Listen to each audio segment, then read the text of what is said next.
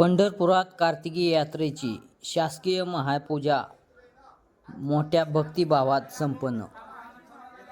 पंढरपूरमध्ये कार्तिकी एकादशीची श्री विठ्ठल रुक्मिणी मातेची शासकीय महापूजा उपमुख्यमंत्री एकनाथ शिंदे यांनी सपत्नीक केली. यावेळी त्यांच्या समवेत महापूजा करण्याचा मान नांदेड जिल्ह्यातील रामराव बसाजी वालेगावकर व सुशीलाबाई रामराव वालेगावकर या दाम्पत्याला मिळाला.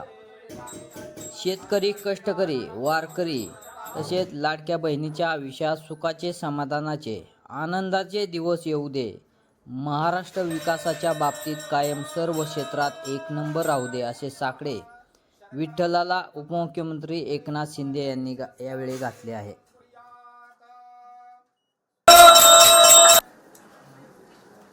भक्त कुंडलिकाने दिलेली भेट आहे. ही भेट आहे. या भेटेवरती देव उभा आहे. मुक्तकेशी नावाची गोपाळा रे तुझे ध्यान लागोया म्हणा ज्ञान पंढरनाथा वदनी तुझे मंगला माकंड सदोदित प्रेम चरण जोडी सर्वथा तुझ्यान पंढरनाथा.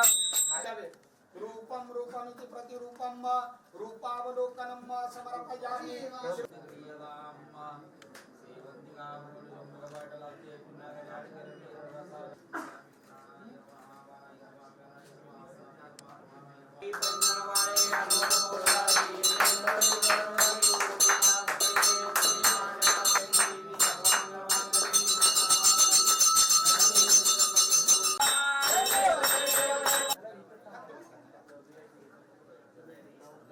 गुरुजी कल्याणम चिंतितम कार्य. गुरुजी थोडं राईट साइड.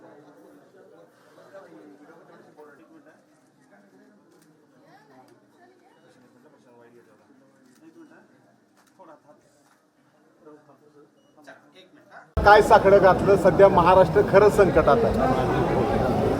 मी मगाशी म्हणालो की कार्तिकी एकादशीच्या खरं म्हणजे इथं आल्यानंतर एक वेगळी अनुभूती, वेगळं समाधान या ठिकाणी आल्यानंतर मिळतं.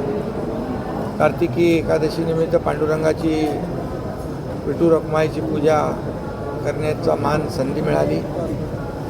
मी स्वतःला भाग्यवान समजतो. आणि आज पांडुरंगाकडे एवढंच साकडं घातलं की आपला बळीराजा संकटात आहे. आता नोव्हेंबरमध्ये देखील पाऊस पडतो आहे आणि अशा परिस्थितीमध्ये शेतकऱ्याचं प्रचंड नुकसान झालं आहे. शेतीचं पूर्ण वाहून गेली, जमीन खरडून गेली,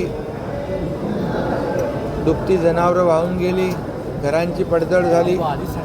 आणि म्हणून महायुती सरकारने, मुख्यमंत्री देवेंद्रजी, मी, अजितदादा आणि आमच्या मंत्रिमंडळाने निर्णय घेतला की सगळ्या अटी शर्ती बाजूला ठेवून यावेळेस संकट मोठं आहे, शेतकऱ्याच्या मागं उभं राहायचं आणि 32,000 कोटीचं पॅकेज जाहीर केलं.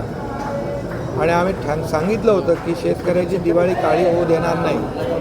दिवाळीच्याच दरम्यान त्यांच्या खात्यामध्ये देखील आम्ही पैसे जाऊ दिले. आणि त्याचबरोबर त्यांना चिंता जी होती कर्जाची, त्याचा देखील जो उपाय आहे कर्जमाफीचा, त्याच्यावर देखील परवा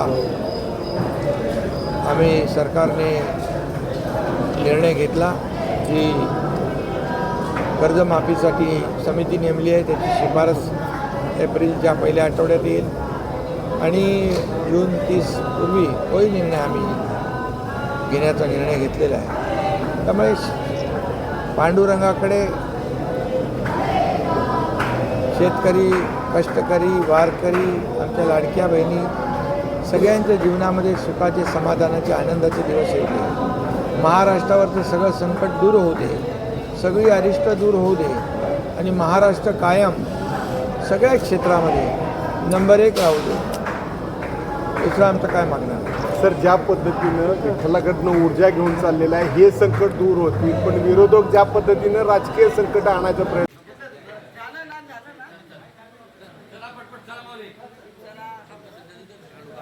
दर्शन चालू आहे बरं का, लोकांना बसू द्या.